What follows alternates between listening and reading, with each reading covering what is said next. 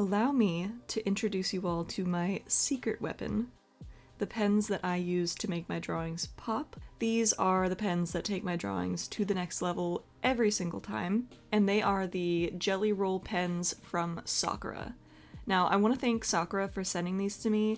I've been using their products for a long time, specifically their gel pens, but I've never tried their retractable gel pens. These are completely new to me, and I never thought I'd hear of a retractable gel pen. It's a really cool combination though for someone like me who loves how satisfying gel pens are on their own and loves that clicky feeling and noise of a pen. So yeah, these were a lot of fun to use.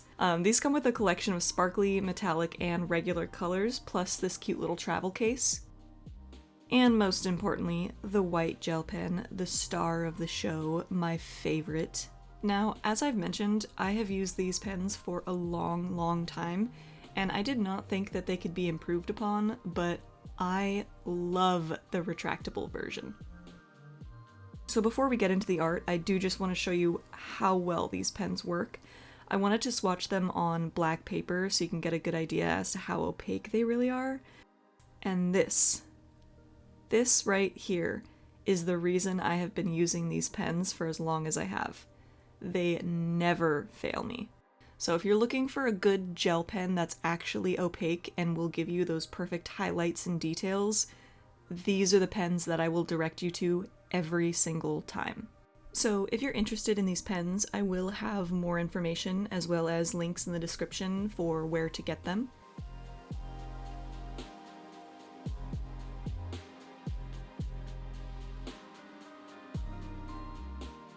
So here are all of the colors swatched. I really love that even though this set comes with mostly sparkly or metallic colors, it still includes a few plain ones. Most importantly, the white gel pen, of course. I did do a couple swatches, and I had intended to play around with a few different color palettes, but the second I put that orange and blue pen next to each other, I was sold on this color combination. Now let's go ahead and get into the art, and I knew the best way to show these pens off was with a sparkly mermaid, because, hello, sparkly metallic pens, perfect combination. I wanted to use as many colors as I could in one drawing, and I figured this was the right way to do that. So to start, I just used a combination of my Copic and Ohuhu markers on my usual Strathmore Tone Tan paper. I mention this all the time, and it's the best kind of paper for these pens. It really lets them shine. Using a toned paper just gives you a good mid-tone to start with, and it also makes highlights on your drawing pop so much more. So when you're working with these types of pens that have this gorgeous, vibrant, and opaque ink, it really pops. Now, I knew I wanted a blue and like orange color combination, and I thought I'd go for like a red or blonde hair color to kind of complement the blue tail. I had intended to go a little bit more like classic gingery red, but I feel like she kind of ended up more on the cusp of blonde, but I'm not really mad about it. I don't actually draw a lot of blonde characters, so I was happy about it. Now I'll go ahead and just let the video play for a little bit while I work on the hair, and I'll come back when we start working on the tail.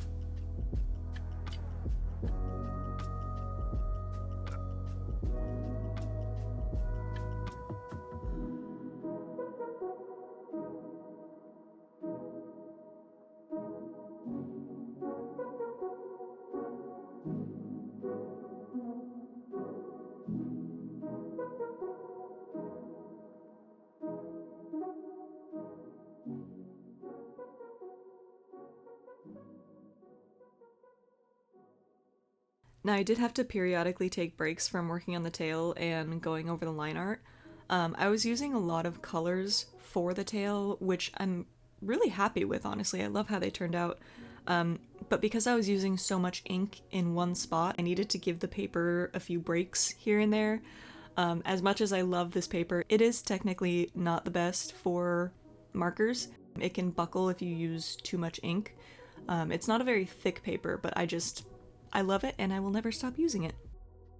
Now, another tip that I have for kind of bringing your drawings to life and adding a little bit more interest is using the markers to kind of add some different texture when you're coloring. This does work really well in this specific case, but you can use it in other cases as well. But what you're seeing me do here for the tail is a stippling technique. So I'm not really coloring large swaths of like ink. I'm kind of just taking the tip of the marker and pressing it down a bunch of times to create these little dots and textures, and that kind of helps give the tail more of a scaled look, and it kind of creates that illusion of like fish scales. So this is something that I've been doing since like 2016, I think, and I've always felt like it worked pretty well for mermaid tails specifically. So I do recommend it if you kind of want that textured, busy look. Okay, so coloring the tail is kind of a long process, so I'm gonna go ahead and let the music play for a little while until we get to some of the other stuff.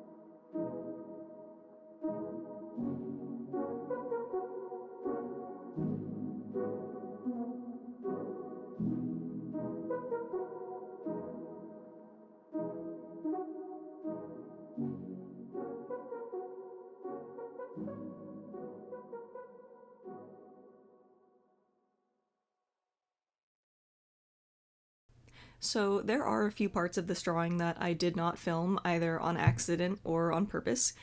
Because full transparency, I was also trying to film a TikTok video with this, and it's kind of hard to do both to get like the right angles and everything. So I colored some of the skin and flowers off camera for that reason, and also just because sometimes I really want to get my face in there so I can see all the tiny details, especially because I did make this drawing really, really small with a lot of small details, and I don't have the best eyesight already, so sometimes I gotta kiss the paper when I'm working on it. Alright, I'm gonna go ahead and let the music play for a little bit, again, just until we get to the detailing with the pens, so I will see you guys towards the end of the video.